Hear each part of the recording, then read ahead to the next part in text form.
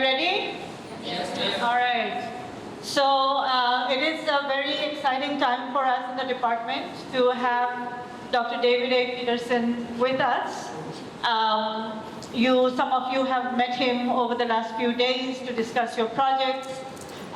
He has been instrumental in facilitating a 3-day workshop with some of our undergrad students who have been trained in the art of language documentation using different tools and things like that. And he also met with, as I said, students from different years and with faculty as well to discuss projects and future collaborative work. So it is, we're very lucky to have him here for the last 10 days. Today is his final day of the fellowship. He's here as a senior fellow in linguistics. And we have been benefited from his presence here because he has discussed the different ways in which linguistics can be done. And as you can see, today's masterclass is on doing linguistics. Now, we had designed this primarily for the master students who have exposure to applied linguistics and TESOL courses, but this is another avenue for you to explore how you can incorporate linguistics, pure linguistics, with the courses that you're currently taking. So I hope this class will inspire you to think about projects that you can do in the future and perhaps also receive advice from Dr. Peterson. So very briefly, Dr. Peterson is an associate professor at Dartmouth College in the Department of Linguistics. And he has been here, as I said, for the last 10 days at ULAB, but he has been working in Bangladesh over the last 25 years. And he knows Bangla, he can speak Bangla also. So don't go saying something that you would regret. Anyway, he has been working on the Sino-Tibetan and South Central languages in the Chittagong Hill Tracts, Myanmar, and in India, as I said, for the last 25 years. And he is here currently to document an extremely endangered language, Rengmitcha, apologies if I mispronounced, with its last 6 speakers surviving. So this is I guess you will hear a little bit more about that perhaps. I don't know if you want to talk about that, but this is his specialized area of specialization, and this is what he works on, has been working on for a long time, and he'll be sharing his insights with you. Thank you, David, for doing this. Thank you so much. I first of all would like to say some thank yous. So thank you to the Department of English and Humanities for being my host here for the last 10 days. You've been extremely welcoming to me, and it's been a very fruitful visit, I think, more so than many other visits that I make to other universities. We've really had some great discussions, and I take away a lot of ideas from here that I didn't have when I came. So I want to thank in particular the head of the department and Professor Mahmoud Hussain Khan and Nadia Rahman for taking really good care of me, making sure that all of my needs have been catered to without exception. And let me also thank whoever in the higher up administration has been responsible for supporting my visit. It's been, as again, I'd say, a really fantastic visit. And so this hopefully will be an entertaining talk. Let me also thank the United States National Science Foundation, which funds most of my research here in Bangladesh. And with that observation that it's the National Science Foundation that funds me, will make the claim that linguistics is the scientific study of human language and its use. The National Science Foundation, of course, funds social sciences as well, but I would say that linguistics has both social science aspects to it, and it also has much harder science aspects to it. And I won't talk extensively about any particular scientific aspect of the field today, but it is a science. And since it is a science, we try to follow the scientific method, however loosely. So if you have some idea of what the scientific method is, it's a set of procedures that scientists espouse for the practice of their respective sciences. And so in linguistics, this doesn't necessarily always look like it does in the other sciences, but nevertheless, we're basically operating with some version of the scientific method. And the typical version looks something like this. So we identify things that are in need of explanation, and we ask questions. We pose possible explanations or answers. Often we call this an account of something. We adopt a theory often in positing these explanations. Either we have a theory or an explanation of a specific phenomenon, or if we're really ambitious, we may have a theory of language in general. So it can be at a smaller level, or it can be at a very high level. We collect data in order to see if our theory is on the right track.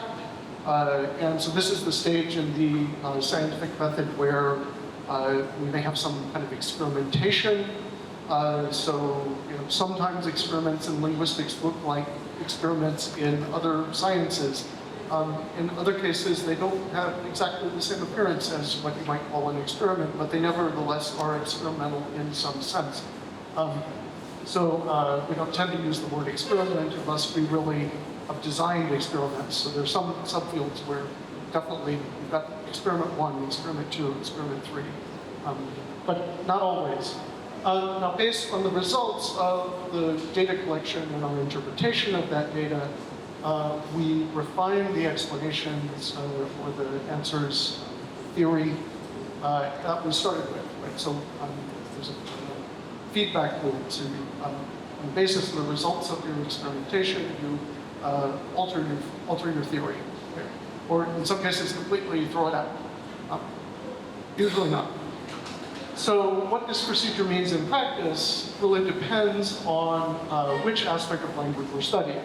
And so let's look at the different subfields of linguistics. And this will be familiar to many of you, those of you who are already students in the department. So phonetics and phonology mostly have to do with sound. Morphology and syntax mostly have to do with word and sentence structure. And semantics and pragmatics have broadly to do with meaning. Right? And so phonetics is the study of speech sounds. So in particular how they are articulated, how we make them with our mouths, and what their acoustic properties are. And I should mention at this point that we're also, as linguists, interested in sign languages. So we don't look at sign languages as being something that's outside of our purview by any means. Sign languages are human languages just like spoken languages are. They have the same regularities and structural characteristics that other languages do, and sometimes with a slight twist.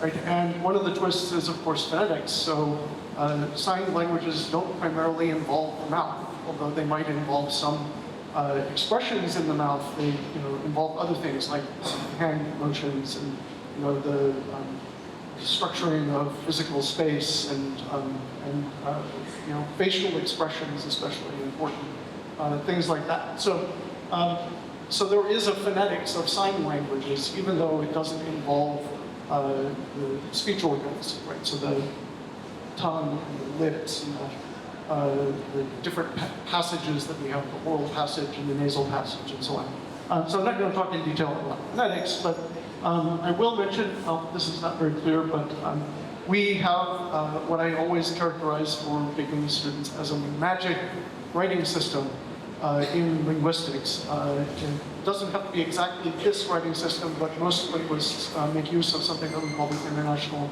Phonetic Alphabet. It looks roughly like a Roman alphabet because the people who devised it were primarily users of Roman alphabets. If it had been devised in India, it would have a Devanagari look to it. But what's special about it is that every linguist knows this writing system, or they know some variant of it, and they can use it to represent all human speech sounds. And so on this single piece of paper, you have basically what we believe are the inventory of sounds that the world's languages have. Now, if there is a new sound discovered, and I think there was a new sound discovered, something called a linguolabial sound involving the tongue and the lips. I believe that there was a proposed new sound for that, and I don't see that it's on here. So I may be missing it because it's kind of small print. But anyway, whenever a new sound comes along, then we create a new symbol for it so that we have a way to represent that sound. Maybe linguolabials are so infrequent, they just haven't gotten around to putting it on the chart yet. But anyway, for instance, the sound that is symbolized with an X is a particular kind of sound. It is the sound K. So there it is without a vowel after it. So it's a sound that involves the back of the tongue moving towards a part of your anatomy called the velum.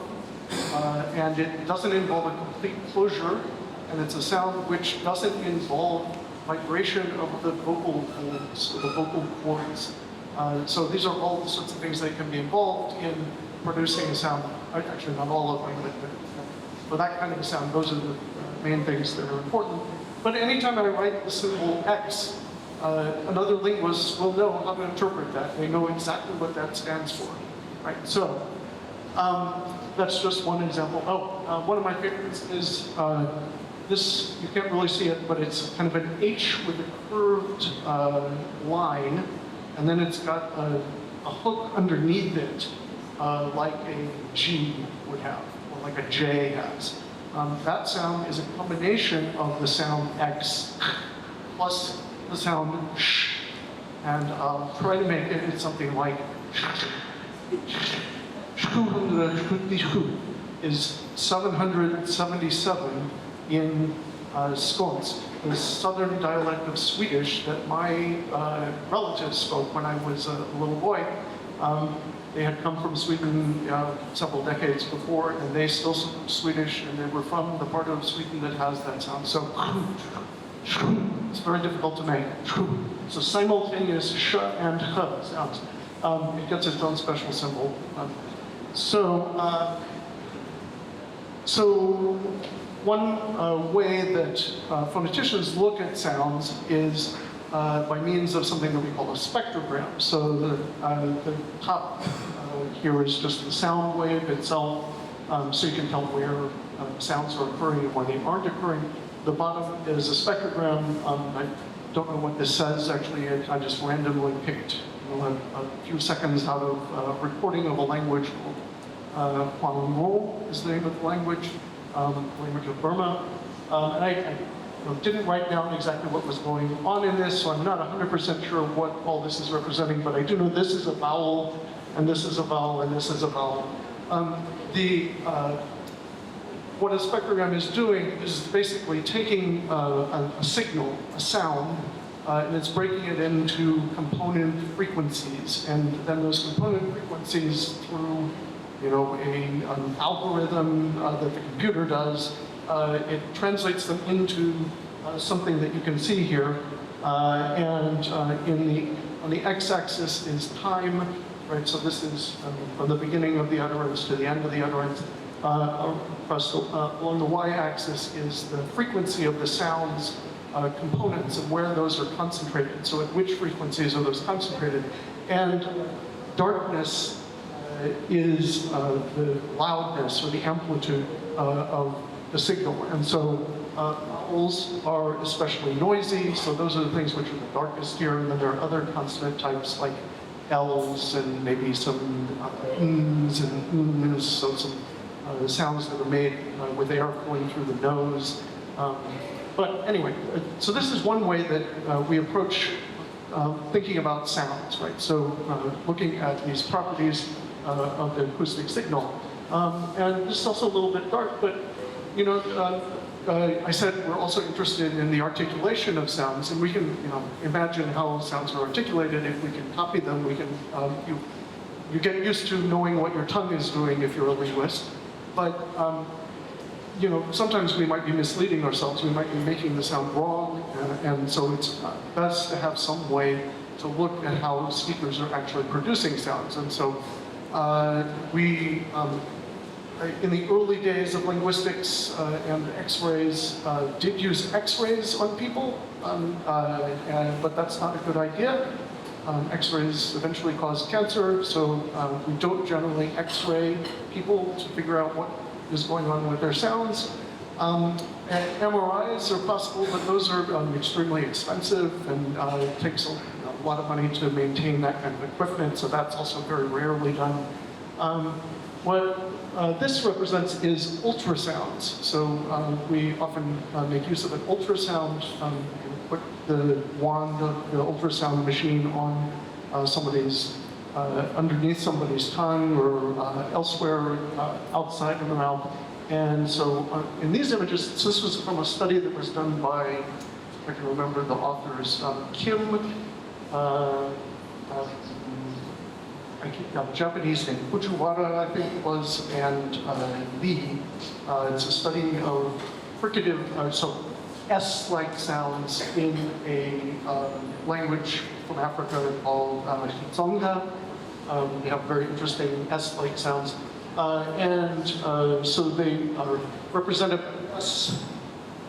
this kind of snake-like symbol, which is sh, and an S with a little hook underneath it, which is something more like sh. So the sh is what they're especially interested in. It's called, in this language, it's called a whistle fricative. And if you look at these images, the left-hand side of the images is kind of the back of the tongue. The right-hand side is the tip of the tongue. And you can see the different placement of the tongue. So it's a software that's associated with the ultrasound can give you some kind of a guess as to where the tongue is located, where the roof of the mouth is located.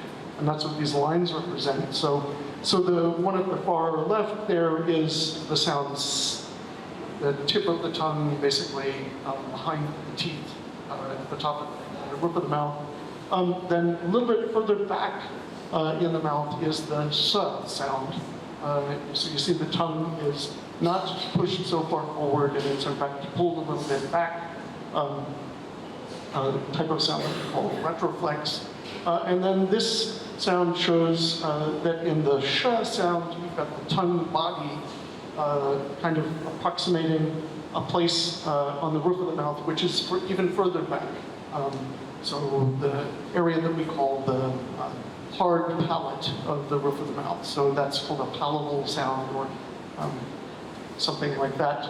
But that is just, you know, one of the ways that you, as a phonetician, you can you know, go about looking at the articulation of sounds. There are other ways. You can ask me in the questions, maybe I can give you some more.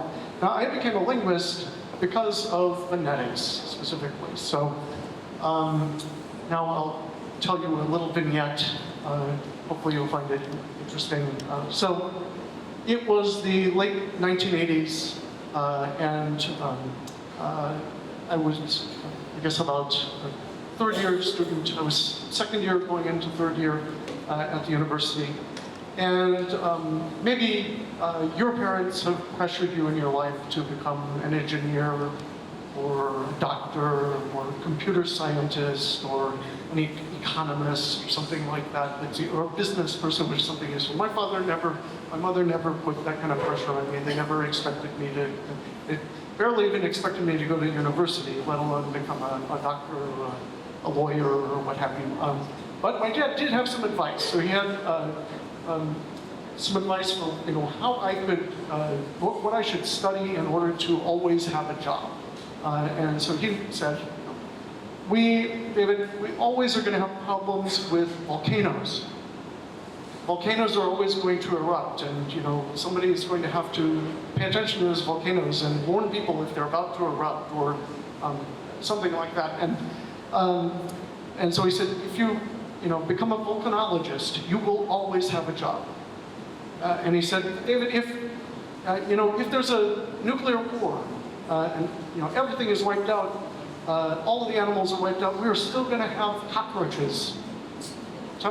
We're still going to have cockroaches. And somebody is going to have to deal with this. So if you become an entomologist, a person who studies insects, you will always have a job. And I actually became something like an etymologist, a person who studies words, not quite the same thing, but very close to entomologist. The third thing he suggested was, David, we are always going to have problems with the Russians. It was still the Soviet era at that time. And so he said, no matter what happens, we're always going to have a problem with the Russians. And, it is truly the case. The U.S. still has lots of problems with the Russians, despite what Donald Trump may tell you. And so in those days, there was a field of study called Sovietology at most universities. So that's what it was called at Harvard and the good schools. My school, they were a little. Actually, they were very visionary because they called it Russian studies. They didn't call it Sovietology or Soviet area studies or something like that. They realized maybe the Soviet Union won't last forever. In fact, it didn't last forever. So I went off to school and I was studying Russian. And one summer I went to a school on the East Coast. I was actually studying in Alaska. Ask me later how I happened to end up studying in Alaska, but anyway, I was in Alaska. It was a great place to study Russian. But I did want to get some more experience, so I decided one summer I would go to study at this institute on the East Coast in the US for the summer. And so I was studying Russian there. And there was a young woman in the class, I guess was maybe one class above me. So I was in the highest level undergraduate class there at that point, and this woman was a graduate student at a different university. But she was a student of Slavic linguistics, so she was studying Russian and she was studying other Slavic languages, maybe Polish and Bulgarian, I think. But I had a crush on her. I was smitten. Fortunately, she was married, so it was ultimately unrequited love. But I hung on every word that she said. One day she said to me, David, in Russian, the P does not have the aspiration that the P in English has. I said, what? What are you talking about? Like in the word pill in English, there's a little puff of air that comes out of your mouth after the P. And in Russian, if you compare the word dust, poo, it's just not there. That puff of air isn't there. And that's aspiration. I said, aspiration? Oh, what is this? And she said, this is phonetics. This is linguistics. And I said, what? Phonetics? What? I mean, phonetics, that sounded like something I maybe knew what it was. There was, phonics or something like that. But anyway, I decided I really have to know something more about this. I had to find out more about linguistics because I thought it was fascinating. I was actually fascinated that I managed to acquire the Russian P without aspiration. I had no idea that I was not aspirating my P's in Russian. Anyway, I went back to my university where that fall they were offering a course in phonetics and phonology. It was an advanced class, and I didn't have the prerequisite for it, but I took it anyway. And I have never taken an introductory course in linguistics, although I did tutor it the rest of my time at university after I started taking phonetics. Of course, I teach it all the time now. But that's how I became a linguist. And I, just spent the next year and a half trying to decide, am I going to keep up with this Russian thing, or am I going to jump ship and just become a specialist in the language? And I'm glad that I did, although I still think about how much money I might have made doing Russian interpretation or whatever over the years. But then, anyway, that's how I became a linguist. So, love and aspiration. So aspiration, what's going on with that? So This is going to get a little more technical, but I'll try not to let it get too technical in case you are unfamiliar with this aspect of phonetics. But so we have what are called voiceless stop consonants in English, and of course in Bangla too. So these are the consonants that you have at the beginnings of words like pit, top, and cope. We spell cope with a C, but it's actually a different, it's a specific kind of consonant that when we write it in a special writing system, we represent it with a K. So I'll use a little bit of the writing system here in just a minute for you to see what's going on. But it turns out that in English, whenever we have one of these sounds, they're called voiceless stops because when you make them, when we produce sounds in English and also in Bangla, there are other ways to do it, but the main way that we produce sounds is by releasing air from our lungs. And so that air goes through our mouth, and we, in the case of these sounds, stop that airflow. We close parts of our mouth. So in the case of P, we close our lips. In the case of T, we put the tongue tip in a particular place on the roof of the mouth. In the case of K, we shove the back part of the tongue up against this part that I mentioned before called the velum. Right? So it's the thing, it's at the very back of your mouth, or not very back, but pretty far back in the mouth. Anyway, the voiceless part of the description for these sounds is the fact that the vocal cords are not vibrating in a characteristic way that we call voicing. Right? So sounds which are voiced or which involve voicing are closely associated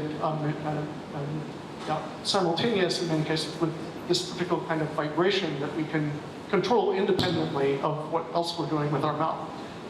So anyway, in the case of pit, top, and cope, these voiceless stops at the beginning of the word, they are aspirated. But it turns out in English, we don't always aspirate them. So you may or you may not have realized this, but after an S at the beginning of a word, those P, T, and K sounds, or P, T, and C sounds, don't have aspiration. So if you compare it to Bangla, the ones in pit, top, and cope sound more like Bangla paw, taw, and caw. In spit, stop, and scope, they sound more like Bangla baw, daw, and gaw. Right? So you can hear the difference because it matters in Bangla. It turns out it doesn't really matter in English, right? So it does because if you pronounce them the wrong way, if you aspirate in the wrong place, or you don't aspirate in the necessary place, you'll sound like you have an accent. You won't sound like a native speaker of English, right? So you can listen, go home and listen to your English and see, are you actually producing them the right way? This is one way to get rid of an accent if you are not. So what goes on here is you've got a closure that produces the stop consonant, the PT or the C in cope, but that's actually a K in our writing system. The closure gets released, and this articulation of the vowel following it, in pit, stop, related to pit, top, and cope, I think were the words.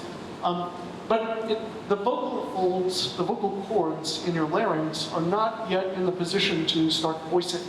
And so there's a very brief period where the vowel is being articulated, but it's voiceless. And we hear this as aspiration, so a little puff of air. That's what this young woman was talking about, with the little puff of air. So here I've just given you a very little bit. We won't do any more after this slide. With the writing system we have. So if I were going to transcribe in this writing system, pit, it would look like that, top would look like that, and cope would look like that. We can quibble about exactly what the vowels, the appropriate vowels are, but the small capital I is the vowel I, the kind of script A is approximately the vowel A, and people do various things with sequences of vowels. So I use OW in my classes, so that is not technically, necessarily what IBA is going to do with it. It might use a sequence of two vowels for the vowel in cope, But you see, in pit, top, and cope, you've got that aspiration. But in spit, stop, and scope, you don't have it. And as Bangla speakers, I would expect that you can hear that those are not aspirated, because otherwise they would sound like spit, stop, and scope. Right? So I'm aspirating them there, but that's wrong. And similarly, the three on the left, you can't say it, stop, scope. You will sound like you are speaking with an accent. So that is aspiration.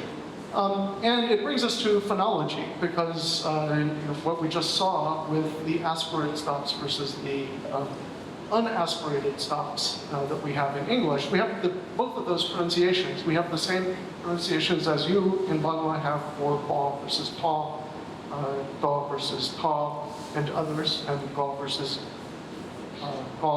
ka. Right?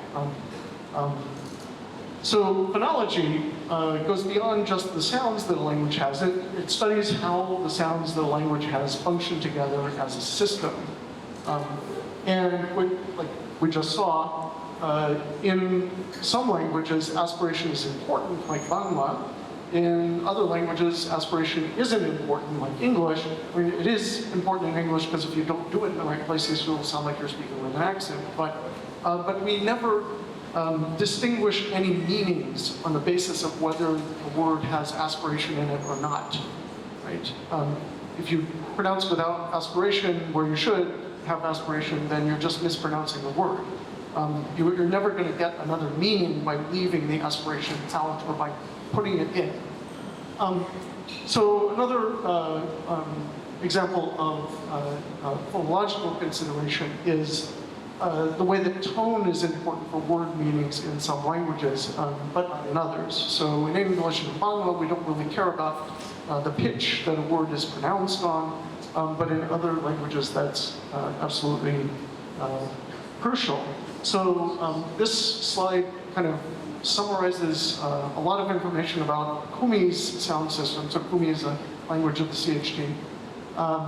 And the 6 at the top right-hand corner, that's kind of an abstraction telling you something about syllables in the language. So syllables can have, they always have a vowel, and well, actually they don't always have a vowel, so I'm cheating a little bit there. You can actually have what we call syllabic consonants in Kumi. So one of my favorite words in Kumi is It just has an M in it, basically. There's an alternative way to pronounce it, mu, and words that have this syllabic consonant, as we call it, they all come from a situation where there was an u vowel following the consonant. So you can alternatively say mu instead of but is a verb in Kumi. It means to blow that. So like some dust or something off of the table. Anyway, I don't want to get too far off course here. So the C's indicate consonants, the N indicates a nasal. So in syllables in Kumi, you can end syllables in nasals, but that's really the only thing. You can have a couple of consonants before the main vowel of the syllable, and then there's sometimes what we call a minor syllable.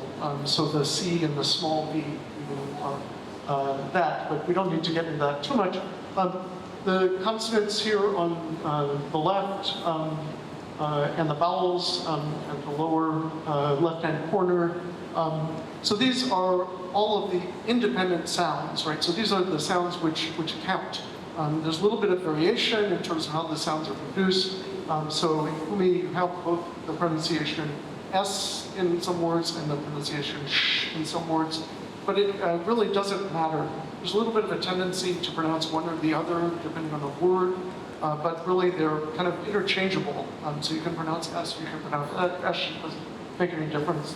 But one thing that's really important in Kumi is the pitch of words. And if you were in my workshop, I told you about Kumi's tone system, where there are, it's lots of complications, but the simplest piece of it is that if you look at individual syllables, there are 5 different tones.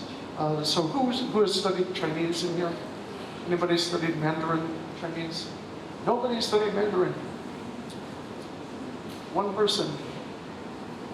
No, 2 people. Okay, great. Okay, so maybe it will be unfamiliar to everybody then. If you study Chinese, you're familiar with this already, because there's 4 basic tongues in Mandarin, more in other varieties of Chinese, but in Kumi there are 4 different pitches that you pronounce a syllable on.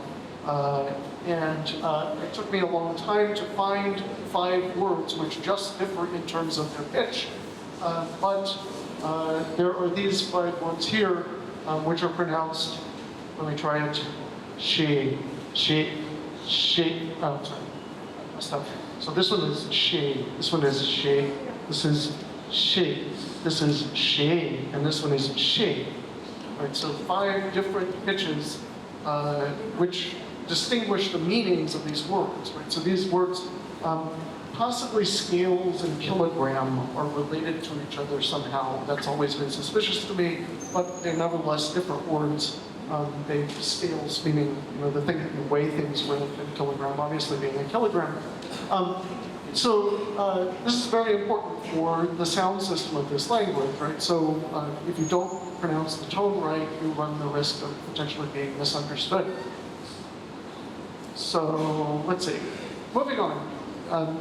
Phonetics, phonology, let's leave sounds behind and move on to morphology and syntax. So morphology is the study of word structure, and when I talk about word structure in a context where people speak Bangla, I always mention Bangla verbs, because Bangla verbs have a lot going on in them. So depending on who is performing the action, this is writing.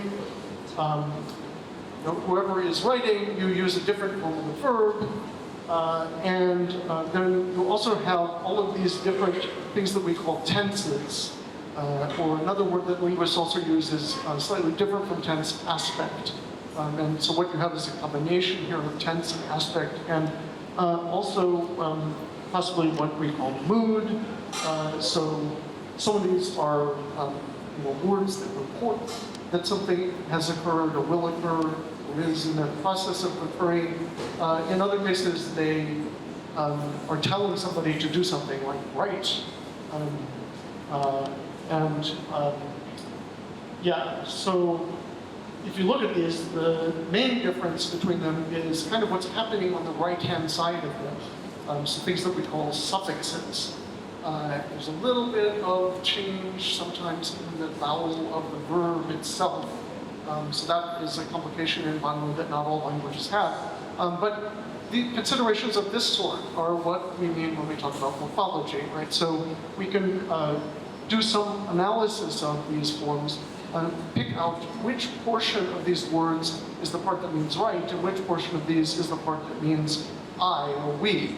And which portion of these is the part that means that the action happened in the past, or that the action is currently ongoing.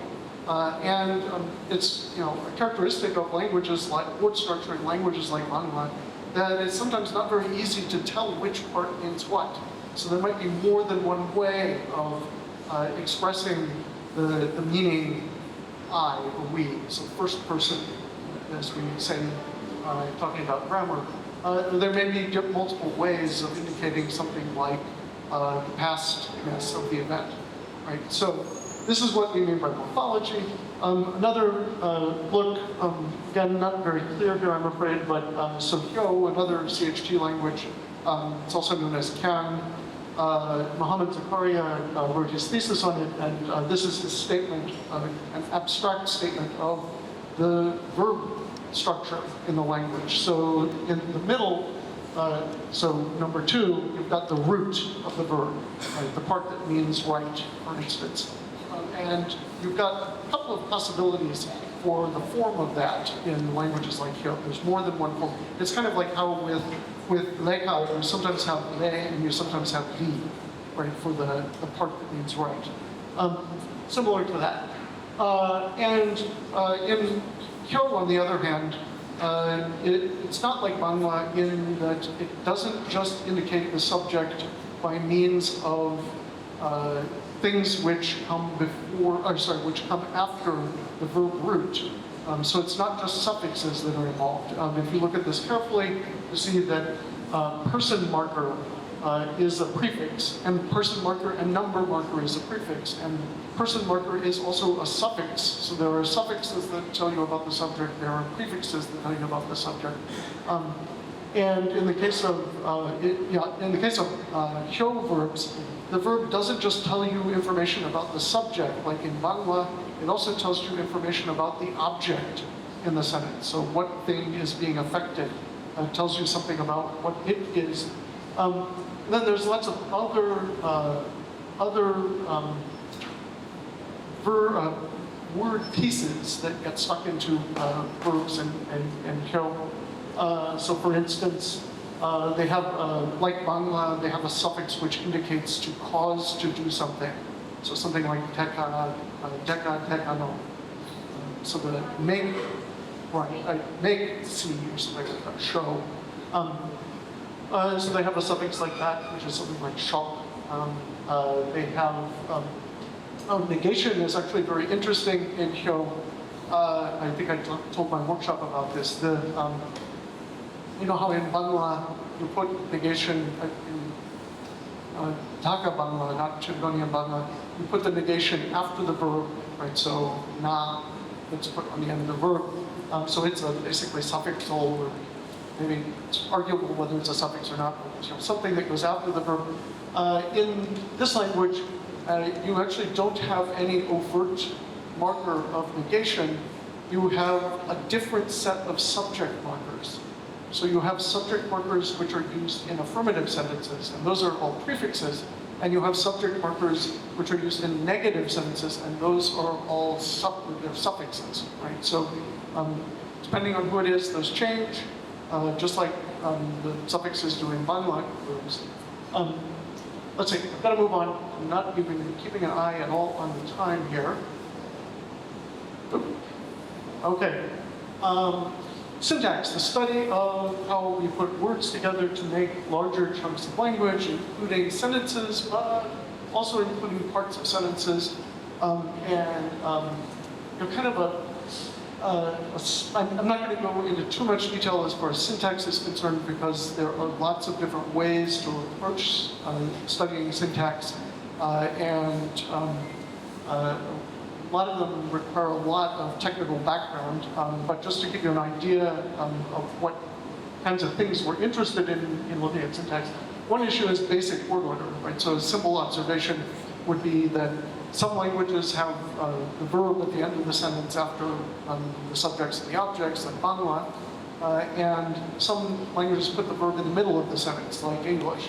So, you know, whatever you think about how to characterize or how to approach the structure of sentences, you've got to be able to allow for that kind of difference between languages. But here's another aspect of syntax which is fun.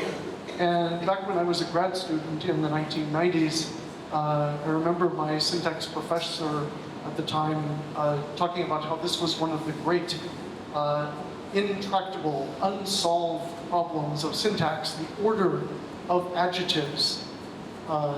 So it sounds okay to say big blue car in English, but you can't say blue big car. It sounds weird. So the star there indicates that it is not an acceptable sentence. You know, I would say, you know, give me 5 minutes and I'll find a context where I can say that, but nevertheless, it's definitely disfavored and a much less likely order than big blue car. Then if you add cute to it, cute big blue car is the only order that really sounds that good to me. So cute blue big car, blue cute big car, blue big cute car, those all sound pretty bad. And for some reason, big blue cute car, for some reason that sounds a little bit better to me than the others, so I only give it a question mark. But you know, I think most people would probably say no, nobody would ever say that. So over the years in teaching introductory linguistics, I'll bring out these examples, and in recent years, the students have been telling me, oh, they told us the rules for this in high school English class. First you put this, then you put this, then you put this, then you put this. There has been some progress made in terms of accounting for the order that these come in. There was maybe 6 or 7 years ago, there was a proposal by psychologist, a psycholinguist, we call them. It's basically semantically based, so that things which are more inherent properties of the noun are placed closer to the noun than things which are less inherent properties. And there's some generalization like that that seems to work fairly well. But that's not really an issue of syntax. That's actually an issue of semantics, which is the study of meaning, and the only word, the only subfield of linguistics that actually immediately makes sense to people. So semantics, everybody knows that means has to do with meaning.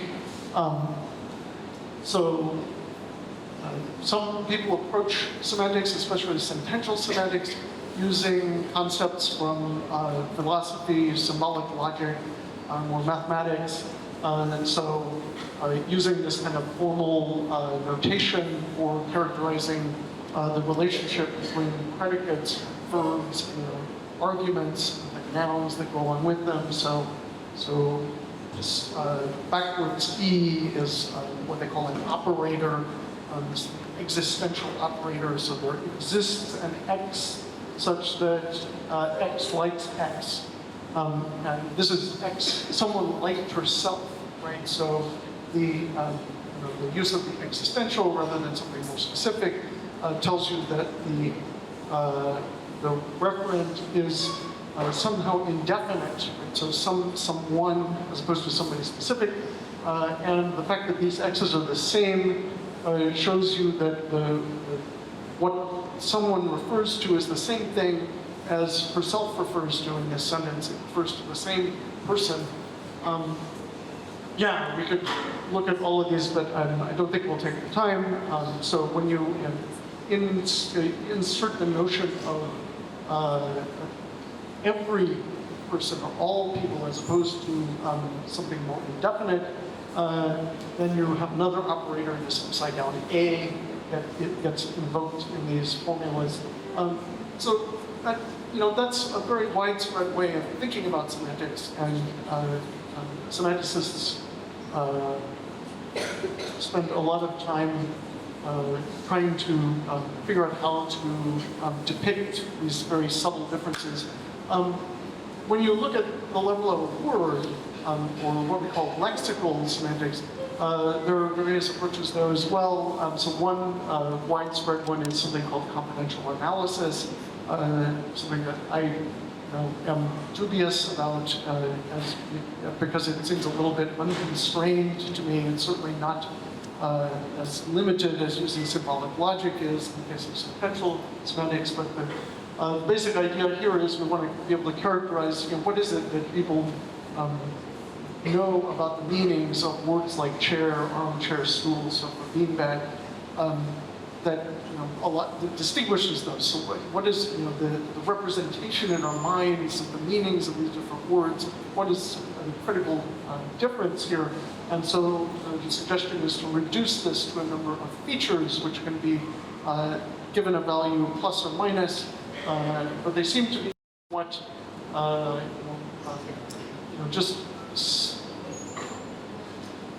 almost random sorts of things. They're not, they're just like created to, I don't want to use the term ad hoc, maybe somebody will know ad hoc. They're created, for expediency, just to be able to characterize very specific things, and it's unclear, are these supposed to be universal features? Do all languages make use of these? I don't think so, but so the difference between a chair and an armchair, a sofa and a beanbag is that stools and beanbags don't have a back to them. The other types of furniture items here do have a back to them, and so forth. So the only thing that everything is positive in terms of is that they are for sitting. Also, which seems like a very, how many different features do you have to have if every verb requires a separate feature like for verbing, right? So anyway. Other approaches to semantics make use of a notion of prototype. So, we aren't necessarily just learning features that are associated. We've got some image in our mind of what the basic representative of a particular category is. I like some of the work in this area. So if we think about things that we drink out of, this is just a few possibilities here. So cup, the Merriam-Webster dictionary of English defines that as an open, usually bowl-shaped drinking vessel. And it defines mug as a cylindrical drinking cup. And it defines a glass as, well, something made of glass, which is obviously not very useful, but there are different subtypes, including tumbler, etc. So by tumbler, they mean the type of glass that you drink out of. I don't know why the definition here doesn't, at least at some point, make clear reference to the action of drinking. So that seems like it would be crucial, but maybe if you look tumbler up, then you'll see tumbler is a glass item which is used for drinking, something like that.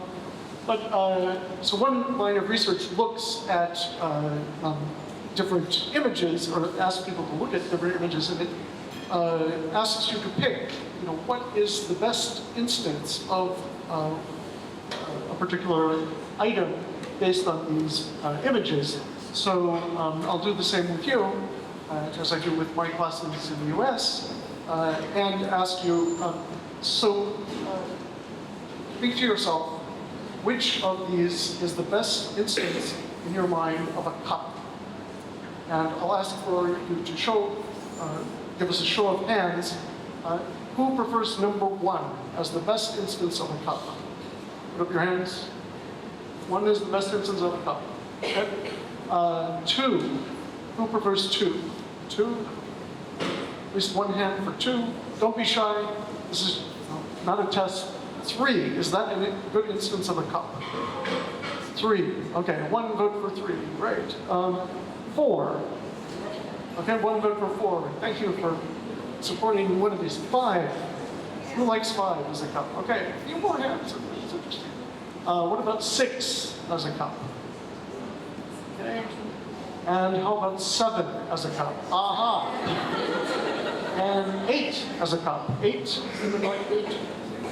And 9. Okay, 11. Okay. Oh, quite a few people for 11 being a cup. I think some people are voting more than once. That's okay. And what about 10? Is 10 a cup? Okay, so 2 people. So I think you will agree that almost everybody thought 7 was probably the best instance of this. So, maybe meaning isn't something that we can reduce to symbolic logic. It's not something that we can reduce to binary or 2-value features, plus or minus.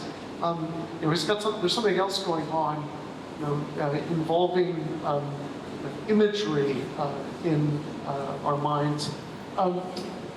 Let's finish the experiment here. Which of these is a mug? So number 1, is that a mug? Number 2, who likes that as a mug? 2 as a mug? 3, is that a mug? 3, okay, 4, mug, 5, mug, 6, mug, 6 is a mug, okay. That's very interesting. 7 as a mug, 8, 9, something like that as a mug, okay. 10, 11, 10? Yes. 10, okay, so 10 seems to win, but there are a lot more things here that look like mugs to me than, or that seem to look like mugs to you than look like mugs to me. So I would not pick 6 as a mug, really. It's not the best instance. For me, the best instances of mugs are, actually 10 is the very best instance of a mug, right, for me. So, there are other ways that you can approach it. So, how about these? So these are some kind of unconventionally shaped things. So in Japan, I've drunk sake out of things that look kind of like this. I won't ask about the word glass, but there are lots of factors which influence our categorization of things as belonging to one or another of these.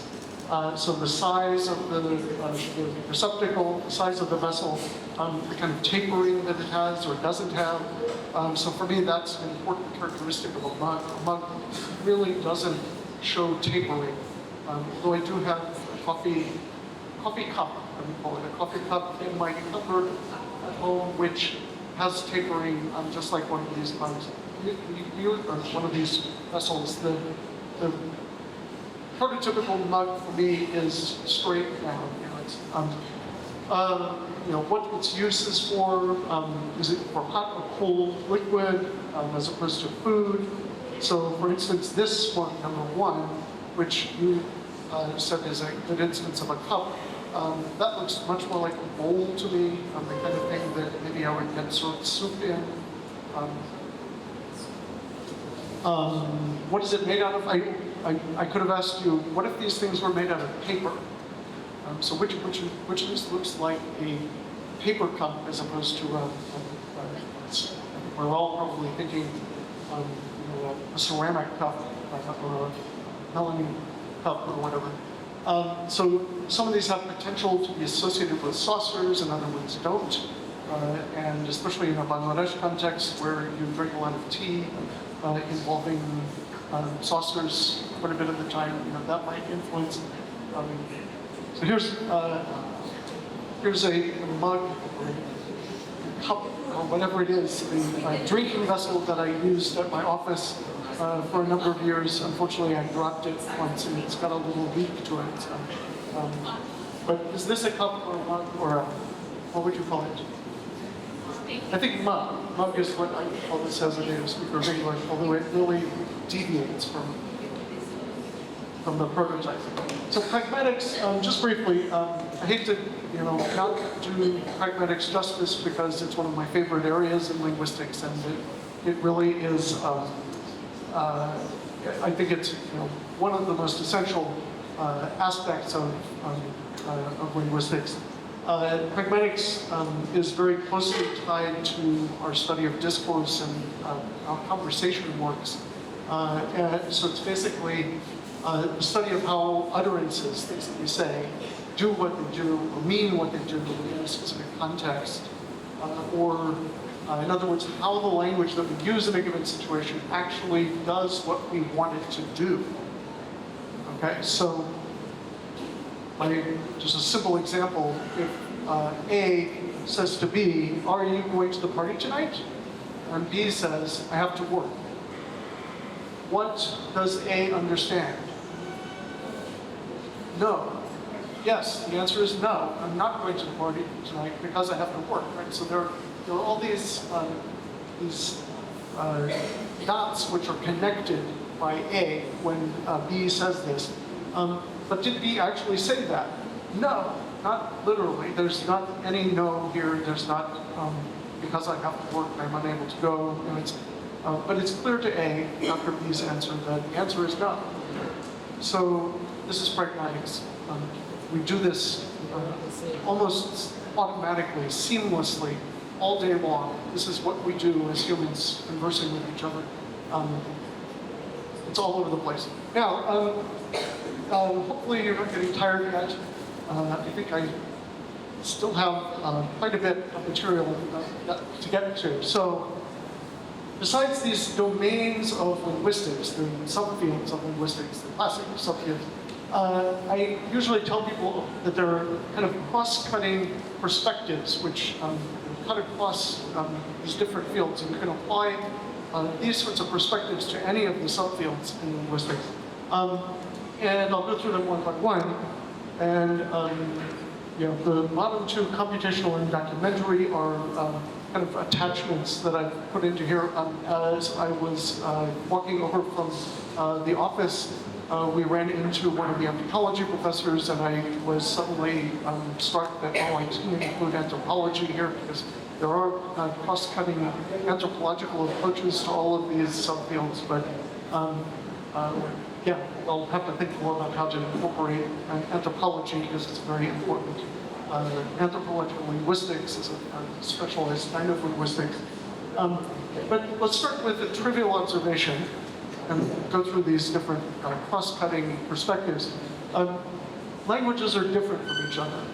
So I haven't told you anything you didn't already know, but I mean things like there are tonal versus non-tonal languages. So languages like Kumi, which use tone to distinguish word meanings, English, which doesn't use tone to distinguish meanings. We have object-verb languages, like Bangla, where we put the object before the verb. We have verb-object languages, like English, where we tend to put the object after the verb. Not necessarily all the time, but most of the time. So there was a large-scale study done of world languages in the early 2000s called the World Atlas of Language Structures, and they were interested in looking at distributions, noteworthy distributions of particular characteristics of languages. And so one of the maps which was done for that World Atlas of Language Structures had to do with the positioning of the object before the verb or the verb before the object in transitive sentences, so sentences which have objects. So you can see there are certain parts, so blue is object-verb languages and red is verb-object languages in the top map. And you can see there are specific places in the world where you tend to get one or another of those orders. So one place where you tend to get object-verb ordering is in South Asia and also basically just all of Eurasia except for Southeast Asia and Europe. And in Southeast Asia and Europe, you tend to have the verb in the middle of the sentence, so you have red dots there. Similarly, in especially sub-Saharan Africa, you have verb-object ordering. In the Americas, verb-object ordering tends to occur in the Pacific Northwest of North America and Central America. So these are what they meant to look for, geographically interesting distributions of characteristics. Incidentally, the order verb-object tends to correlate very strongly, almost 100% of the time, with having prepositions. So words like to and in, with, and so forth in English. So English has lots and lots of prepositions. On the other hand, in an OV language, object-verb language, you tend to have what we call postpositions, or the meanings that are expressed by prepositions occur after the noun that they relate to. So if you think about Bangla, you've got things like the a locative marker that you put on, like in, I don't know, shopore or something like that, or dakai. That a that comes after the noun, like a postposition word. The genitive in Bangla, the r that you put after Mahmoud or something like that, or David our boy, or something like that. That r part that you put after the noun, it comes after the noun. Also, many of your locational words, I guess we can call them, like kache. Kach comes after the noun that it relates to, and then gets type A attached to it. Things like that. So Bangla, if you think about it, will show you this correlation. Let's see, so a typological perspective, so the type part of typological refers to types. It recognizes that there are different types of languages, and we ask questions like, what variation is there cross-linguistically? So what are the different possibilities? And what explanations can we give for this variation? So why are there variations that we see? And just those. Now, we started off with the trivial observation that languages are different from each other, but actually a less trivial observation, and I won't be able to address this in great detail in the remaining time. It's actually remarkable how little structural variation there is when we look at a lot of languages. And as linguists, we really feel that we need to account for this somehow. So a lot of the old language theories, this is one of the things that they really want to account for. And in fact, the most extreme version is that actually all languages have the same grammar. And that is the most extreme position of the Chomskyan approach to linguistics. And probably so extreme that you will not even hear about it as an undergraduate here. But another observation is languages change over time.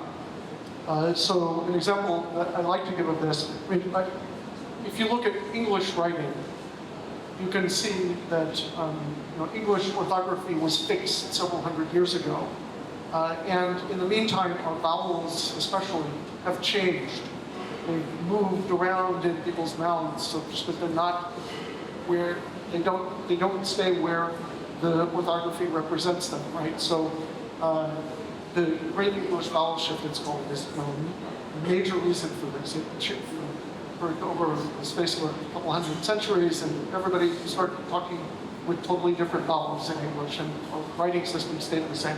So that is sound change, but we also have change in other areas, other domains of language, and you can compare these sentences from texts in early modern English, so about 1600, with modern English. And these are close enough to modern English that you can understand what these mean, but you should notice something in them, namely the positioning of the word not.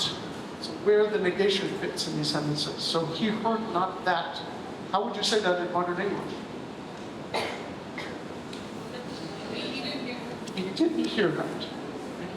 And my master seeks not me. English, modern English? Doesn't seek me. Yeah, my master doesn't seek me, right? We keep the tense the same. And so forth. So thou thinkest not of this now. Of course, we get rid of the thou. It's you. You don't think of this now. My charms crack not. My charms don't crack. I'm not sure what that means, but and I still know how to say it in modern English. So something has happened here. 400 years ago, we put not after the main verb, and now we have to use the verb do, this dummy auxiliary verb we can call it. It doesn't really have any meaning. All it's doing is support. It does all sorts of things. But do, in this case, is providing somewhere for the not to stay. Because not doesn't stick with the main verb anymore. It has to occur before the main verb. So this is proof that language changes. Something happened over time here. If you were doubting that language changes. So we take, in this case, a historical perspective on, in this case, the domain of syntax. What possible changes are there? We ask, what motivates the changes? This is the kind of thing that we ask in taking a historical perspective on language. Very important one. Another observation. Some sentences are easier to understand than others are. And we compare the two sentences here, and I've got some backup sentences that I looked up before coming down, just in case, because sometimes my students in America have trouble these days with the second sentence, although that's the classic sentence of this type. So my cat likes to sleep in the sun. It's very easy for you to understand. Very straightforward sentence. The horse raced past the barn, fell. It should strike you, if you could even get a meaning for it, as inherently more difficult to understand than the sentence in A. You agree with me? Can you understand it even? So what it means is the horse that was raced past the barn fell. So we're missing a couple of words. They've been left out. And some people nowadays are having trouble with actually making sense of this at all. Some other sentences that are like it are down here. I especially are like, fat people eat accumulates. Hard to understand, right? It's only four words long. Why can it be so hard to understand? And here's another one that's even worse, but it's very long. The complex houses married and single soldiers and their family. Complex houses married who? Right? So the thing about these sentences, they're called garden path sentences, is that they lead you down the garden path. So they borrow their name from that idiom in English, which means to mislead someone. So you get partway into the sentence, and you've got a particular analysis going on in your head about what the structure is, and then suddenly a word comes along that forces you to completely reconsider what the structure of the sentence is. So you have to rethink, you have to recalculate And that's why it takes you so long to understand what they mean, or why they seem so much harder to understand than a sentence like A, which I purposely made very simple so that it would not involve that kind of a problem. Psychologists, especially, they set up experiments looking at sentences like this, and maybe you have to mash a button when you understand the sentence that you see on the screen. And consistently, they would find that sentences like this, people take a lot longer time than in sentences like this to understand them. Right? So that's one area. Psycholinguistics is called. One area where the kind of experimentation that we really have in other sciences can take place. So that is definitely one place where they use the word experiment. So the cognitive psychological perspective on things has to do with testing what's going on in these sorts of situations. So specifically what's going on in terms of our cognitive system, which allows us to use language such that sentences are either easier or harder to understand. And these days, the cognitive psychological side of things is generally equated with something somewhere in the brain. So a lot of the research in this area has to do with looking at the brain's reaction if you can afford the kind of equipment that you need to look at.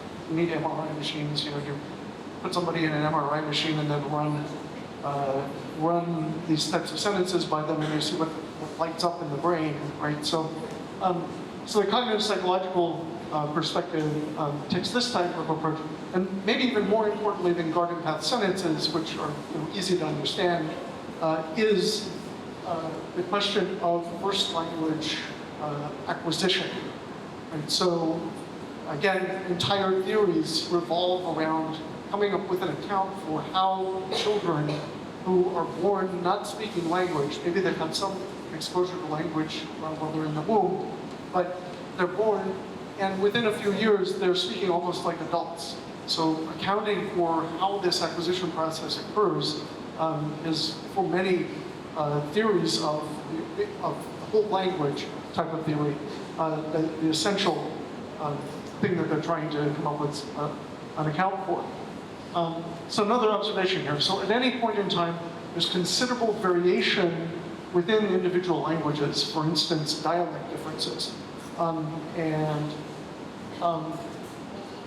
This is from a study that was done in the 80s by Chambers and Hardwick, looking at what Americans think of as probably the quintessential aspect of talking like a Canadian.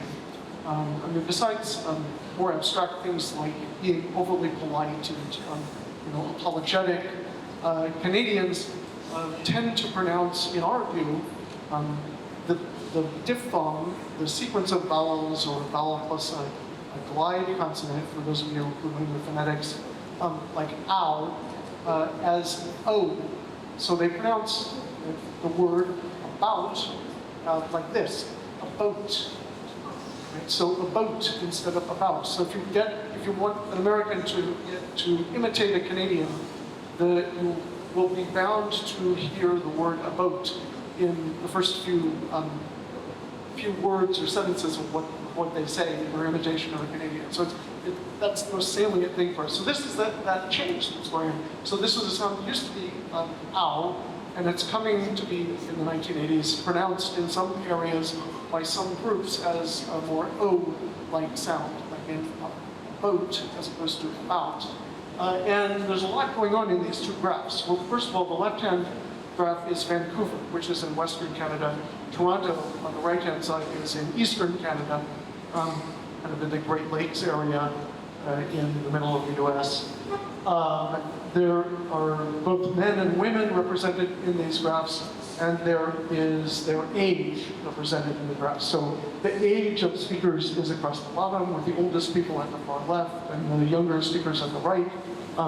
Men are white squares, women are black squares.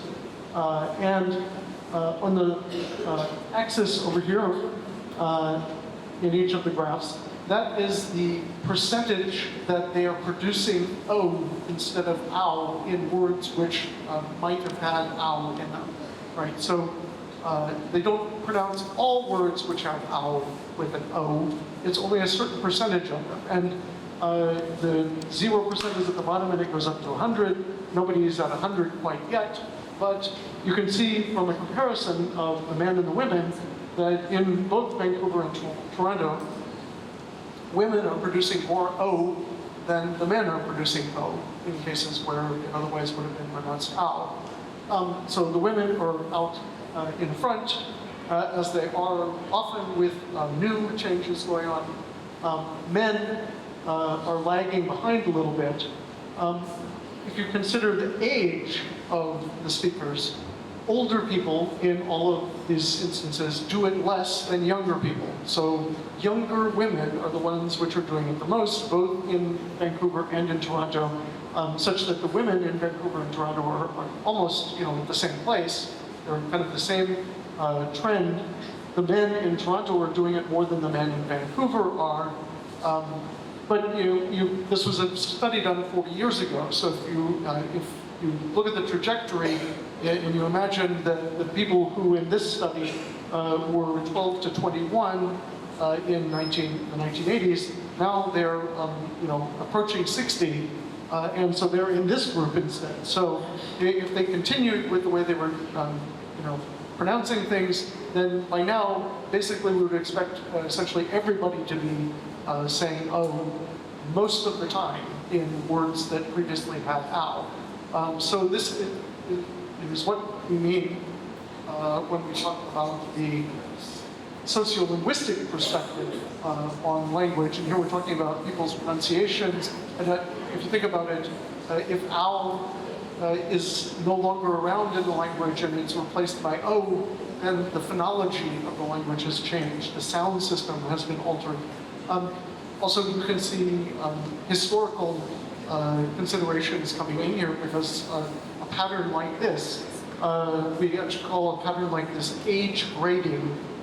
So where you see that the younger speakers are producing a newer variant more often than the older speakers. This is typically indicative, not always, but very often indicative of a change that's in progress, right? So something is changing in the language. Sociolinguistic perspectives ask questions like, how does our membership in particular social groups, such as ethnicities or genders, geographical or age groups, we saw all three of the last one, all three of these in the Canadian study, how do these memberships relate to our use of language? Right?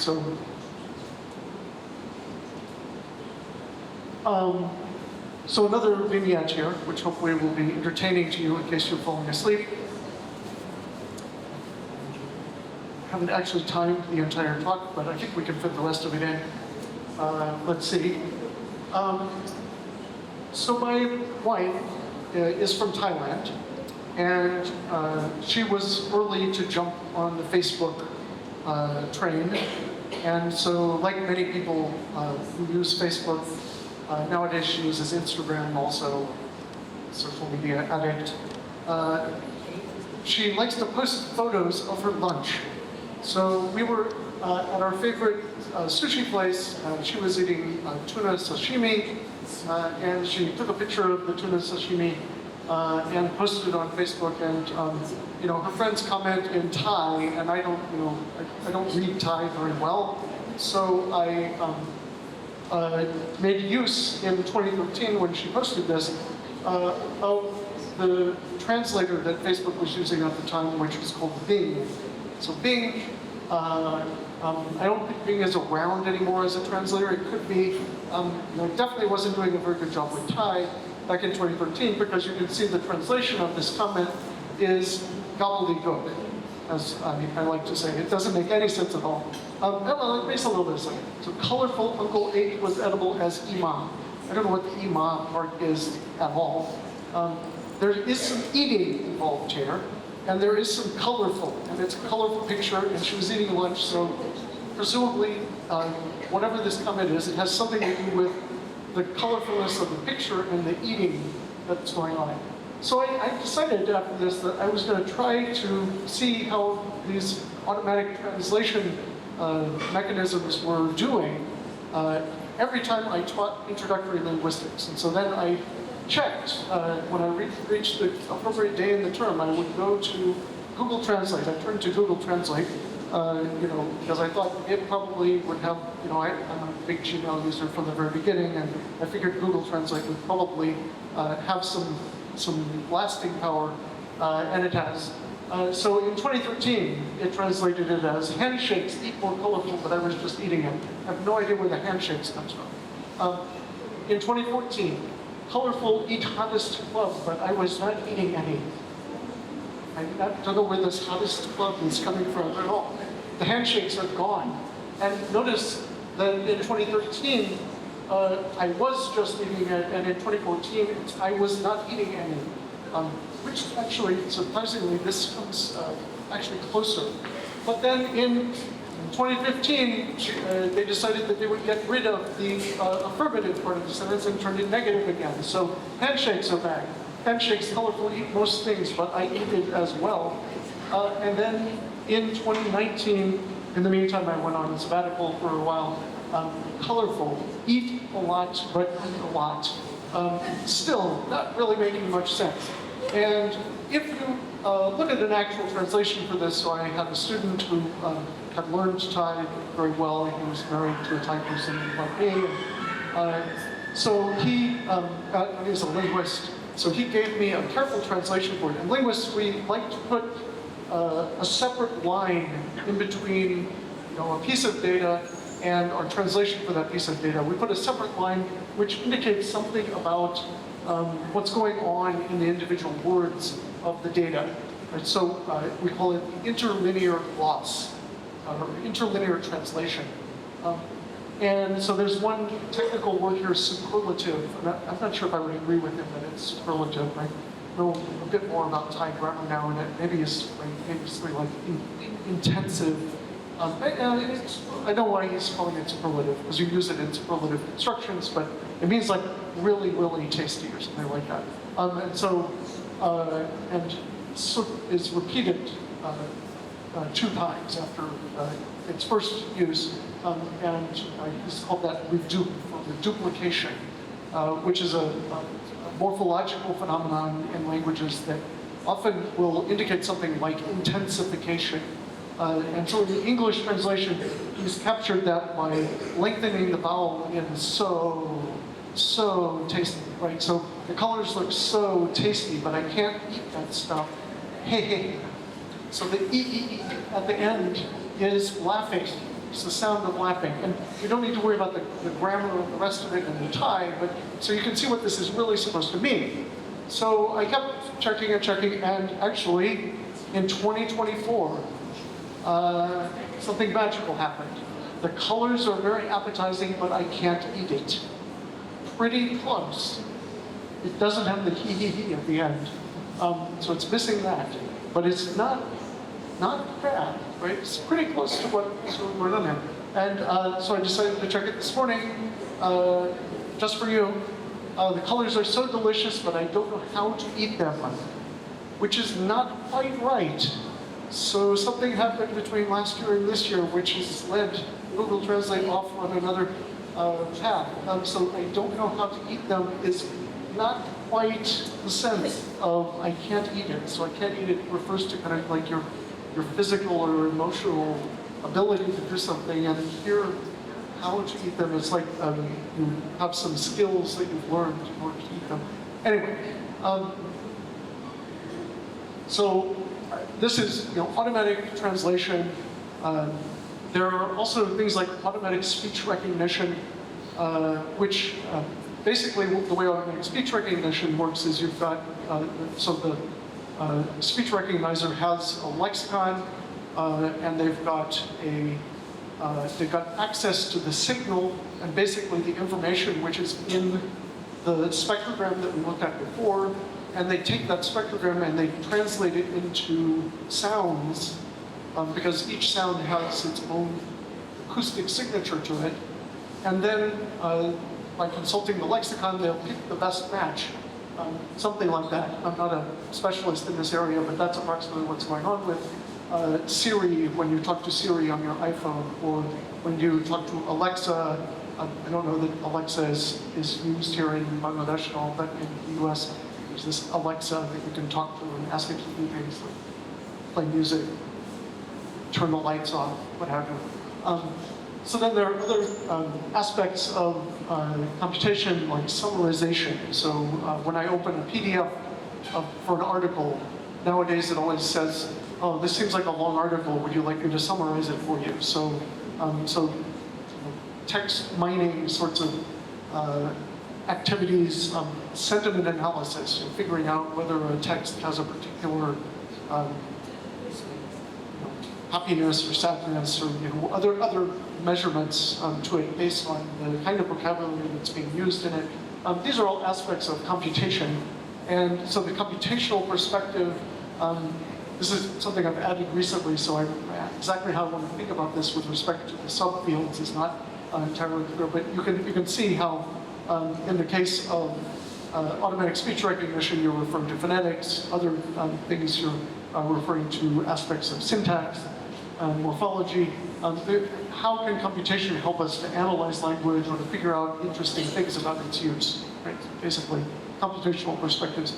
And then there's one other kind of less well-integrated approach that we take towards different subfields, which is the documentary approach. And I won't say a lot about documentary linguistics because I had a workshop on it. And I don't want to repeat things for anybody who was at the workshop, but we think it's very important that we get together with speakers of languages and record information about their languages. It's one of the main things that I do. So here, a person being recorded in Africa. This is me recording somebody in Burma, a speaker of a language called Bungtuk, spoken near Hakka in Chin State. This language only has a few hundred speakers, and they're subject to a lot of repression by the government. And so documentary linguistics has to do with, as I usually characterize it, the collection and curation of digital humanities materials, which can relate to any of the subdomains, and generally they relate to all of the subdomains. So it's difficult to get around to working out aspects of the pragmatics of languages that we work with, but we always try to figure out as much as we can about phonetics, phonology, morphology, syntax. Let's see, look at the time. We're running out of time. So 5 minutes. So I was going to illustrate for you something that I do as a linguist, but I can skip over it so that we have some time for questions. So this is what I do, but you now should understand what I do, right? So I do language documentation for specific families. The area that I work most in, I call morphosyntactic typology. So that gives you some idea, the kind of approach, the perspective that I take on looking at morphology and syntax mostly. I'm not that much of a sound person, but insofar as I do language documentation, you have to do everything in language documentation. And I'm especially interested in language change. So everything that I do is really in the interest of figuring out how language changes. And so why does it change the way that it does? Why is it limited in changing the way it does? And especially an area called grammaticalization, which is essentially where grammar comes from. So where does the morphology that comes into the verbs in Manma, where did that come from? And actually, that morphology in Manma, that was around in Proto-Indic, and it's been around a lot longer than that. But anyway, where does grammar come from? It's my main shtick. And I will skip over the next section in the interest of time and bring you to just some concluding thoughts. So maybe you're left with the question, how can I start doing linguistics myself? And the main answer that I'll give to that is start taking linguistics classes if you haven't started yet. So maybe you've already picked another major and it's too late, but If you're able to take any linguistics classes, you should definitely try to do so if you're interested in language. And perhaps in the future there will be additional courses taught in the Department of English and Humanities that will allow you to do that. So I've suggested that they might develop just an introductory linguistics class, which would be available not only to majors but to anybody, because since we use language all day long, every day, it's really important to know something about it. And especially sociolinguistics. Sociolinguistics is something which will make you a better human, understanding, how our language use relates to our membership in different social groups. Secondly, if you've already started taking linguistics classes, keep taking them, take more. Because it takes a while to get to the point where you decide you will adopt a particular theory, right? So a theory of some sort is actually necessary for you to figure out what kind of data you need in order to test that theory and how to interpret what your data shows you. Right? So you need to, at some point, adopt some kind of a theory. And that will help you to advance your research. But you can still take the basic step. If you remember maybe the second slide of the presentation, be on the lookout for what linguists call interesting things. We actually call them this. We actually do say doing linguistics, and we actually do say, oh, that's interesting, when we spot something that's an interesting thing. And this is, I'm sure, true of every field. In physics, when something weird happens, you say, oh, that's interesting. And, in astronomy, when some comet that doesn't behave properly flies by the solar system, you say, oh, that's interesting, right? So interesting is not something specific to linguistics, but it refers to specific types of things. So the technical definition I'll give for it is a language-related observation which begs for some kind of explanation or account, as we usually say. So for instance, 6-7. Familiar with this? 6-7. It's apparently a word. So if you're not familiar with it, go home and discuss it with your younger siblings, because maybe they have heard it, maybe they know it. It's some meme-related thing. But in the last month, the United States has been up in arms because dictionary.com decided that the word of the year is going to be 6-7. Of course, it's not a word, it's two words, 6 and 7, but it is a word. So it seems to be a word which is kind of like slang. And it indicates, because it behaves like slang, it doesn't refer to anything clearly, which slang usually does. So it's not a usual type of slang word. So slang words are words which are especially used by a particular age group. People about 12 to 22 maximum. This is the technical linguist's designation of slang. But the role that slang plays in building social relationships is what really makes it slang. These are specialized vocabulary that a particular age cohort uses. And so 6-7 behaves like that. And one more thing I'll mention, because I always mention this now in the age of Trump. In 2016 and the first Trump presidency, people were very surprised at one of the words that Trump used all the time, which was bigly. So I don't know if you remember this. You were younger then, maybe you weren't paying as close attention as you might be now. You might notice that Trump doesn't say bigly anymore, and I'm sure that's because somebody told him stop saying bigly, because people are making fun of you for saying bigly, which is it's not a word, right? So largely is a word, bigly isn't a word. But it turns out Trump actually wasn't saying bigly at all. He just sounded like he was saying bigly. He was actually saying big league with a G at the end. And some graduate students at University of California, Berkeley, took all of the recordings of Trump saying bigly, and they looked at them very carefully, instrumentally. And it turns out that he was actually pronouncing a G at the end of all of those utterances of big league.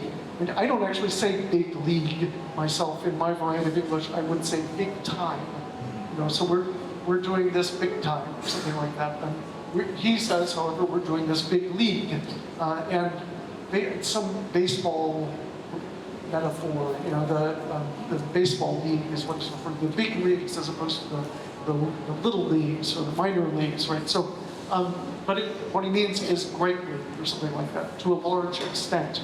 But he was saying it with a G at the end. And the reason they knew that was because if you look at these instrumentally,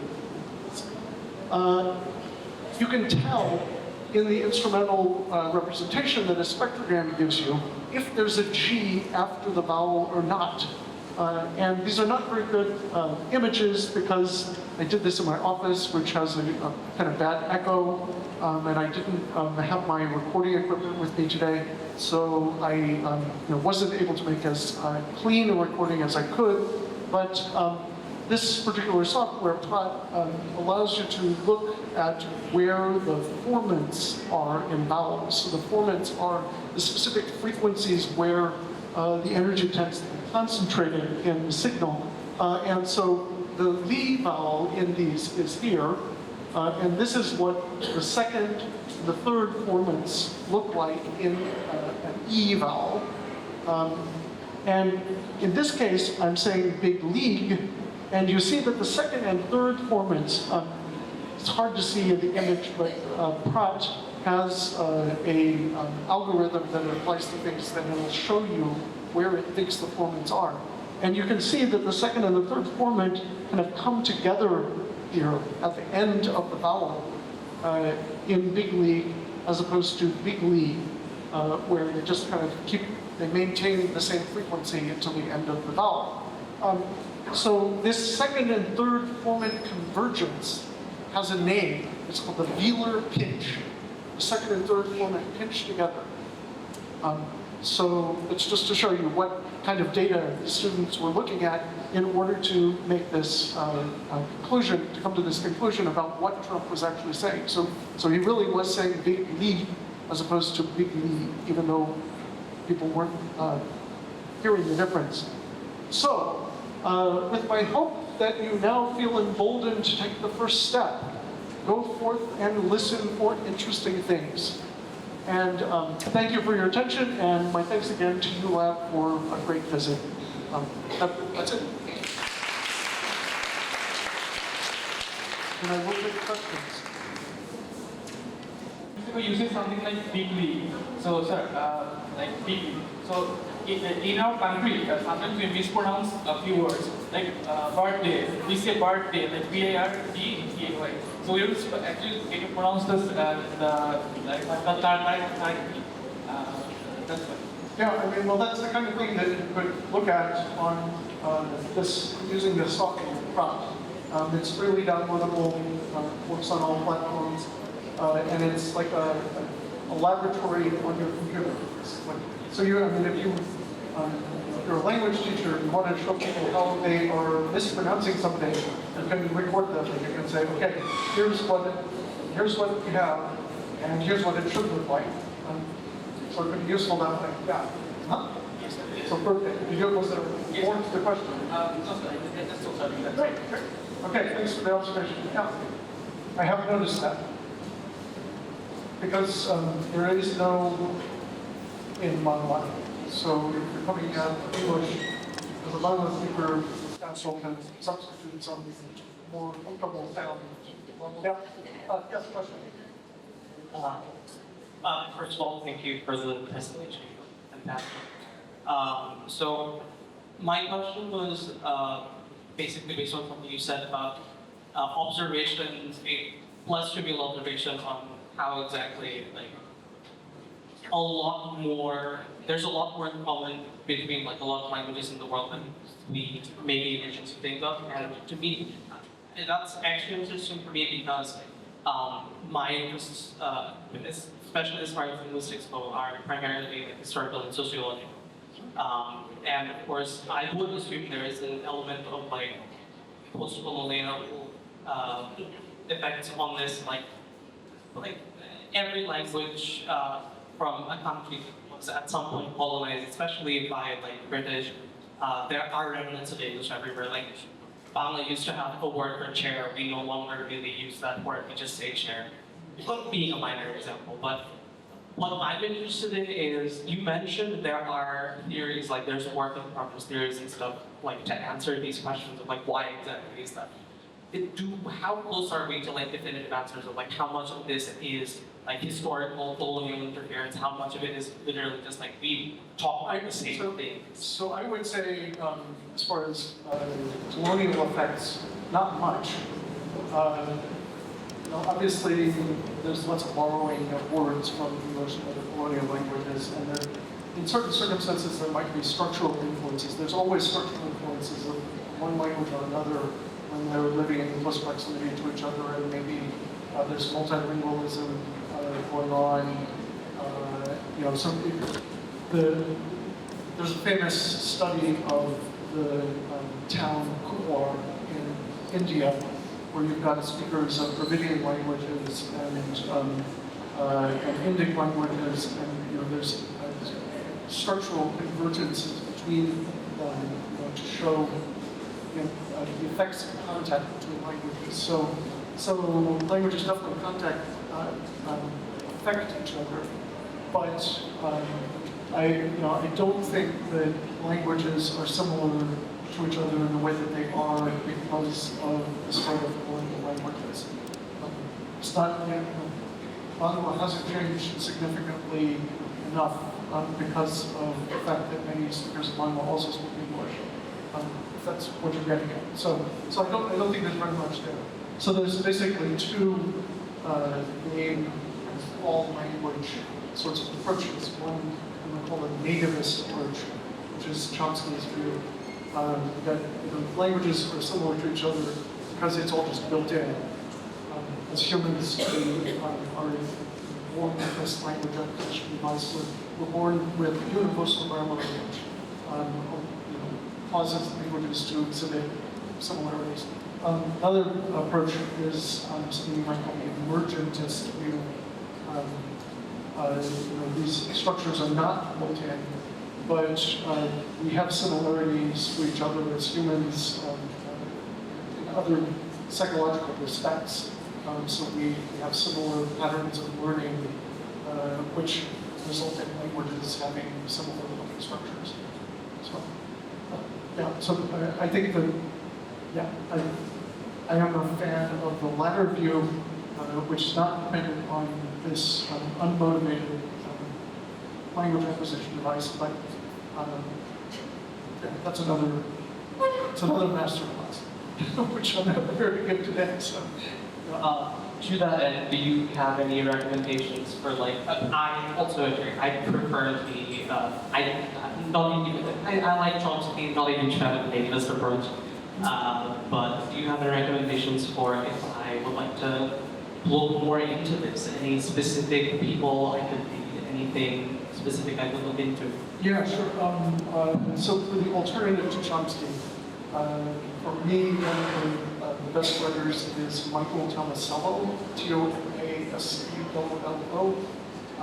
He's a psychologist, and he has a number of books, including one called Constructing a Language, which is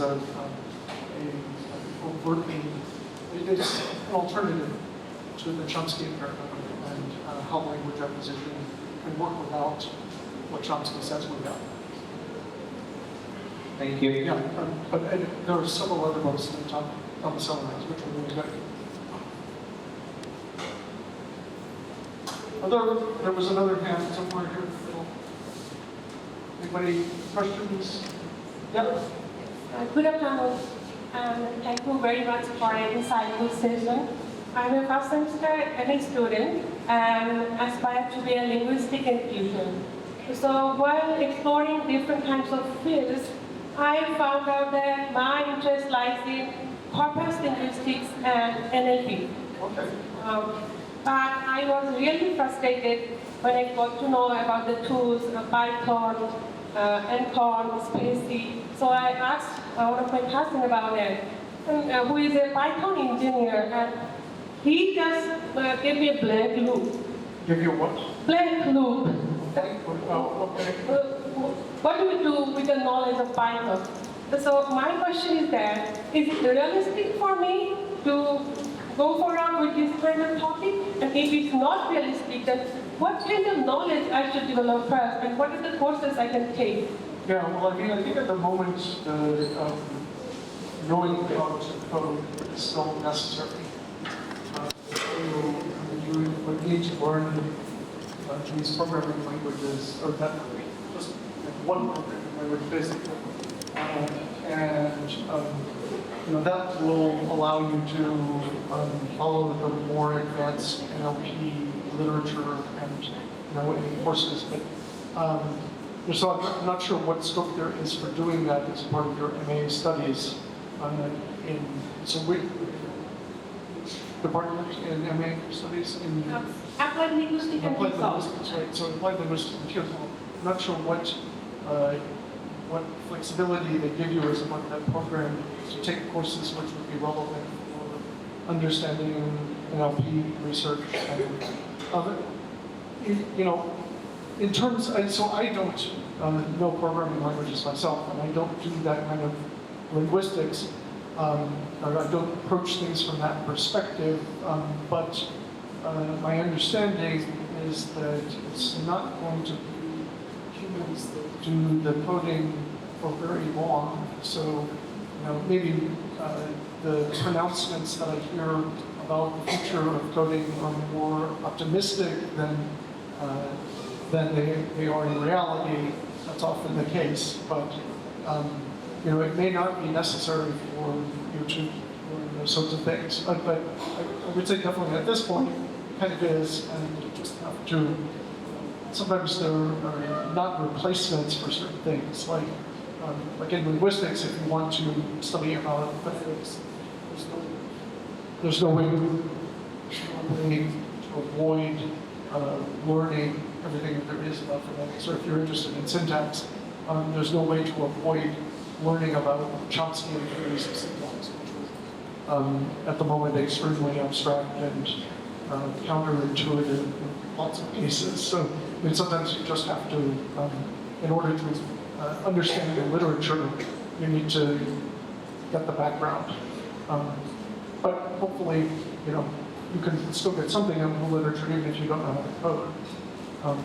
You can read the abstract and see if the abstract tells you, or ask AI to summarize the article for you, right? Summarize it inadequately. But I'm not sure if that is that much help, but yeah. If you want to do NLP at the moment, you still need to learn how to code. I think it's the, yeah. Thank you very much. Surely. Any other questions? I think we'll have to, because many of them pass for. Oh, okay. One more question. This is the last question. One last question. Good afternoon, everyone. First of all, I am an ex-student of this university. Thank you, my faculties, for allowing me to listen to this session. I was very thrilled to see when I saw that there was going to be a masterclass on linguistics, and I've seen that there was something written that you have done some linguistics works in Myanmar also. So yeah, so you kind of skipped the part where you mentioned the Burma part. So I was actually looking for, when I was seeing your slides, you did skip that part. So could you please share some of your experience when your work? You could also go to that the part that you skipped. Could you please share the experience? I was actually looking forward to it. So, I mean, we can, if you're able to stick around, we can keep talking after the talk, and I can give you some more Even information. that would also be okay for me. So yeah, I mean, we should definitely do that. Some of this is kind of technical, but yeah, I have done a lot of work on Tibeto-Burman languages, and some of these are spoken in Myanmar, Burma. I worked a lot at the CHT and also in Northeast India, in Manipur. especially. And so this section of the talk, it was actually looking at the relationship between two pieces in a language, the languages Kumi and Renmicha on the one hand, and the language Hyo on the other hand. And the piece in question means various things in Kumi and Renmicha, and it means various very different things in Hyo. And the question was, how are these related to each other? And so I can give you more details on that, or it's work that I did together with Mohammed Zakaria, and it was recently published, and so the journal article is available if you want to read all the details. But the basic observation that I would have made about it, which I shouldn't have skipped over it so quickly, after showing you the analysis, I concluded, that the analysis that we give for this is essentially why ChatGPT can't do our job yet. So the particular analysis in question involves spotting some fairly abstract patterns, which AI can't quite do yet, but it's getting there. And it also involves creative thinking to come up with, first of all, to spot the similarity between the two pieces, and also to come up with a coherent account for, how the development has occurred. And that, as I say, involves some creativity that humans have that AI doesn't quite have yet, although it won't be long before things like ChatGPT come up with these sorts of things. Yeah, I've done quite a bit of work with especially languages belonging to a part of Tibeto-Burman that I call the South Central languages. South Central because there's a part of Tibeto-Burman that we call Central Tibeto-Burman, and the South Central languages are most south, the southernmost of those languages. They're also known as Chin languages to some, but Kuki and Chin are problematic as terms for describing these people. So we have moved away from using that term for that part of the family. But it's essentially a branch of Tibeto-Burman, which you might think of as being similar to the Indic group of languages in Indo-European, or the Germanic group of languages. They're kind of related to each other to about the same extent. So speakers of one Indic language usually can't understand other Indic languages, except I think you all probably feel like you can understand Hindi pretty well because you watch a lot of Hindi on TV and in movies and things. But you might have a lot more trouble with Punjabi or Marathi or something like that compared to Hindi. So usually speakers of these languages can't understand each other. So Renmicha and Kumi are actually very similar languages to each other, but Renmicha people can't understand Kumi, Kumi people can't understand Renmicha. Long speakers can maybe understand, well, they can definitely understand the Shai speakers. In fact, we were talking about the fact that Hangpa used the Shai Bible. And I'm not sure about vice versa, whether the Shai speakers can easily understand Hangpa. But anyway, this is just one part of the family. I've worked on worked with other groups in other parts of Tibeto-Burman, but we can talk more about it after. I'll stick around here if anybody has other questions. I think we have to take a picture or something like that. We'll do that. But let's. You have a question? Oh, okay. You're sure. You're holding the microphone up to your mouth. But so we should stop, I think, because maybe some people have to go to class as well. So thank you again. Hi everyone. We wanted to cater to the needs of the MA students for this particular workshop. We invited our undergrads for a 3-day workshop, and we could not involve our MA students. One of the main reasons was the workshop was held like Thursday, Friday, and Saturday, and we have classes on those days. Some of you are already working. So since we cater to the needs of the undergrads, and we have a wonderful BA curriculum at in the Department of English. So our students do study phonetics, phonology, syntax, semantics, all the linguistics courses. And if you, for our MA courses, we do not have like separate courses on these topics. You have a course like Introduction to Linguistics, and you know one of the main reasons is that they already have an understanding of these fields. So they will do other things like applied linguistics and ELT because many of them are also teachers. So two different goals for what we do with our degrees. Here you see what he was talking about. He was covering all the fields of linguistics. What he is, he's an expert in language documentation. So when you document a language, you need to know all of this. Phonetics, phonology, syntax, semantics, and also sociolinguistics. How do people use in their context, right? Context-dependent expressions, for example. So, so we do not want to leave our MA students, from this opportunity. So he just summarized all about what you can do with linguistics, and you can see that language documentation was our lens.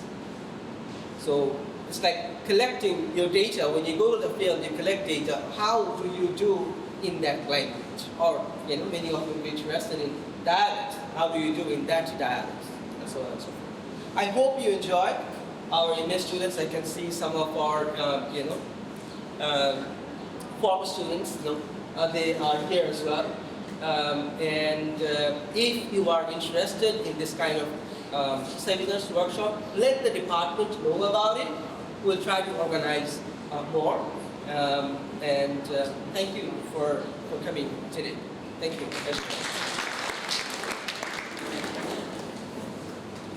Thank you. So I think, are there any literature students here? Any students of literature here? No? What?